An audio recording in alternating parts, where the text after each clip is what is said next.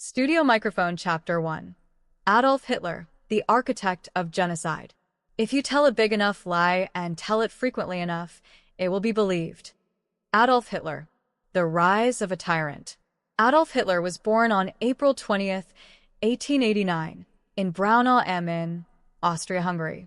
His early life was marked by academic failure, personal instability, and rejection from the Vienna Academy of Fine Arts. These disappointments, combined with exposure to anti-Semitic and nationalist ideologies in early 20th century Austria, laid the foundations for a man who would eventually become the most infamous dictator in human history. After serving as a soldier in World War I and witnessing the defeat and humiliation of Germany in 1918, Hitler became politically active. In 1919, he joined the German Workers' Party, which later became the National Socialist German Workers' Party, the Nazi Party. Hitler's oratory skills and propaganda instincts turned him into a rising star. By the early 1930s, amid economic collapse and political chaos, Hitler promised national revival.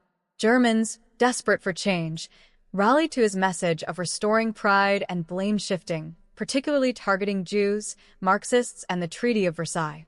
In January 1933, Hitler was appointed Chancellor of Germany.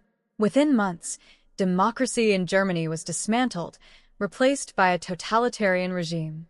The Nazi state and Hitler's vision.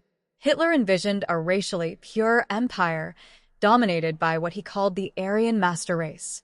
His government became a machine of indoctrination and terror.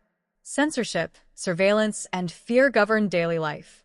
Books were burned, dissent crushed, and opponents eliminated through the SS and Gestapo. In 1935, the Nuremberg Laws institutionalized racial discrimination, stripping Jews of citizenship, banning intermarriage, and setting the stage for mass persecution. Hitler's ideology was clear. Jews were the enemy within, a lie that would have monstrous consequences. World War II begins. On September 1st, 1939, Hitler invaded Poland, triggering World War II. Blitzkrieg tactics brought quick victories across Europe. As German forces occupied new territories, Hitler's genocidal plans expanded. He wasn't just interested in military conquest, he sought racial cleansing. The Nazis began rounding up Jews, Roma, disabled individuals, political dissidents, and others considered undesirable. What followed was the construction of a state-sponsored system of mass murder unlike anything the world had ever seen. The Holocaust, systematic extermination.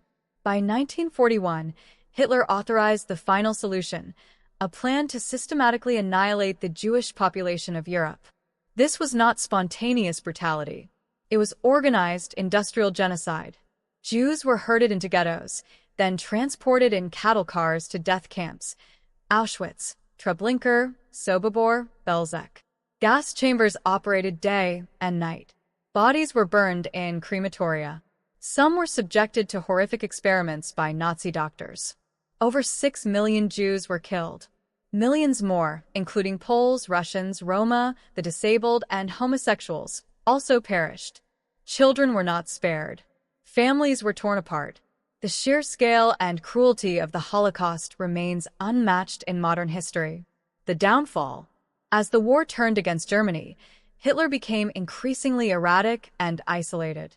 He ordered scorched earth policies and sent under-equipped teenagers to fight in the dying days of the Reich. By April 1945, with Soviet troops closing in on Berlin, Hitler retreated to his underground Führer bunker.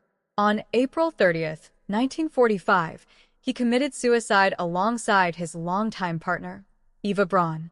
Germany surrendered days later.